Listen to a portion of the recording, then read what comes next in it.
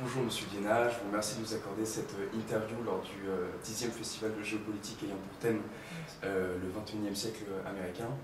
Vous avez une formation de juriste, vous êtes fondateur d'Adinitio qui est un cabinet d'analyse stratégique économique en analyse concurrentielle. Et aujourd'hui vous nous accordez une interview pour qu'on discute un petit peu, qu'on puisse définir les think tanks, les lobbies, les différents processus et pourquoi pas une comparaison entre l'Union européenne et les États-Unis. Tout à fait, merci beaucoup pour cette agréable invitation. Donc, premièrement, est-ce que ce serait possible de donner une définition assez claire et de distinguer un think tank et un lobby, quitte à voir ensuite si la frontière peut s'estomper dans certains cas? Alors, un think tank, historiquement, pour faire très simple et très schématique, un think tank, c'est une université sans étudiants. C'est vraiment la première définition que l'on donne assez souvent, c'est-à-dire c'est un centre de recherche privé, parce que financé par les entreprises, qui travaille sur des questions de politique publique. Donc l'objectif d'un think tanker, c'est de réfléchir. Le lobbyiste, c'est un représentant d'intérêt. C'est quelqu'un qui va être intermédiaire entre une entreprise, ou une organisation, pas nécessairement une entreprise, et les pouvoirs publics pour essayer de créer un lien en expliquant que l'intérêt de son client est intéressant à prendre en compte. Ça, c'est de manière très schématique. Donc je dirais que le think tanker réfléchit, son but c'est de réfléchir, le lobbyiste c'est de convaincre. D'accord. En quelques mots. Après, historiquement, les lobbies se sont d'abord développés en Grande-Bretagne, au Royaume-Uni, aux États-Unis, pour des raisons aussi assez culturelles, parce que, notamment aux États-Unis, il n'y avait pas nécessairement une expertise de l'administration. L'expertise en France, par exemple, les think tanks ont toujours eu, ont encore aujourd'hui du mal à exister pour une raison assez simple, c'est que l'État considérait avoir le monopole de l'expertise, ce qui n'est pas le cas aux États-Unis. Donc vous avez énormément d'intérêts, vous avez énormément d'acteurs qui estiment naturel, pour des raisons soit de compétences, soit parce que c'est dans la vision que l'on a de la démocratie américaine, des acteurs américains qui souhaitent participer à l'élaboration de politiques publiques. D'accord. Parfait. Et donc vis-à-vis des processus de lobbying,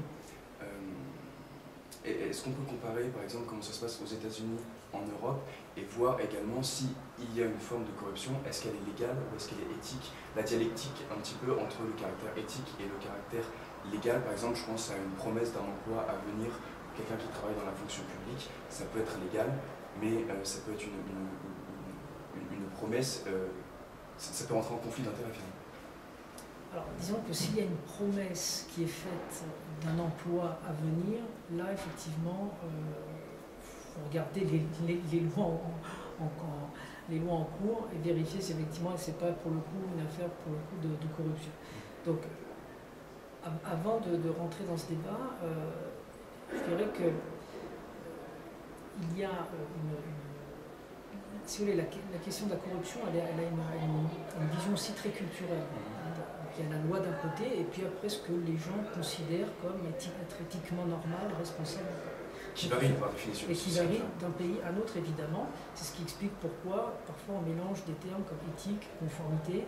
On peut être parfaitement dans le respect de la loi, mais, par exemple, aux États-Unis, on sera totalement dans le respect de la loi, mais vu d'Europe, on considérera que le passage d'une personne dirigeant une agence fédérale, par exemple, ayant un poste à responsabilité au sein d'une administration, passant dans le privé, est source, effectivement, pas forcément de corruption, mais en tout cas, on peut se poser la question d'un conflit d'intérêts. Et vice-versa, c'est-à-dire qu'il y aura des positions en Europe qui ne seront pas nécessairement comprises aux États-Unis. Après, la question de la corruption, je pense qu'aujourd'hui, la corruption, c'est avant tout une question. Bon, il y a des cas particuliers qui défraient la chronique régulièrement. Lorsqu'on voit des commissaires qui, effectivement, se retrouvent au conseil d'administration d'entreprises qui sont censés contrôler, effectivement, il y a eu ça pose un problème. Et ces dernières années, il y a eu un certain nombre de règles édictées pour limiter ces dérives. Après, chacun. Bien sûr. Donc ça, c'est vis-à-vis de la sphère d'influence, en fait. ce sont des acteurs de la sphère d'influence, ce ne sont pas des acteurs ni purement économiques ni purement étatiques, mais ça se situe un petit peu entre les deux. C'est-à-dire que ce sont des personnes,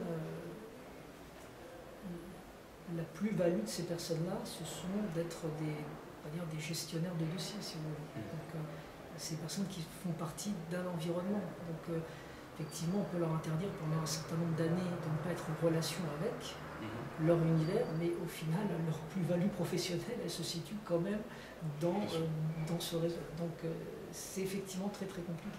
Et c'est pour ça qu'au-delà de... On peut mettre toutes les barrières que l'on veut, à la fin, c'est quand même une question morale, éthique, très personnelle. D'accord.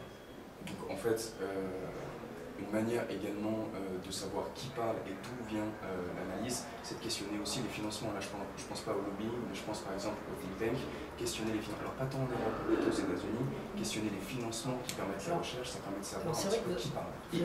Vous avez raison, c'est-à-dire que là aussi, on va généraliser pour faire simple, mais à part le cas peut-être du Royaume-Uni, les think tanks sont bien souvent financés en Europe, plutôt, on va dire, bénéficient de subventions publiques.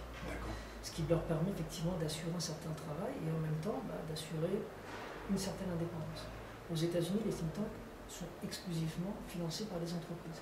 Donc effectivement, là, il y a une ligne jaune à ne pas franchir, c'est-à-dire la partie je finance une activité, mais je ne suis pas je ne peux pas contrôler ce que le think tank va de la manière dont le think tank va orienter la recherche, si vous voulez. Ça, c'est dans la théorie. Après, dans la pratique, eh bien, là aussi, chaque think tank, chaque structure va fonctionner à sa façon. Certains vont aller quand même dans le sens peut-être du donateur et d'autres pas. Là aussi, c'est une dimension qui est au final assez personnelle.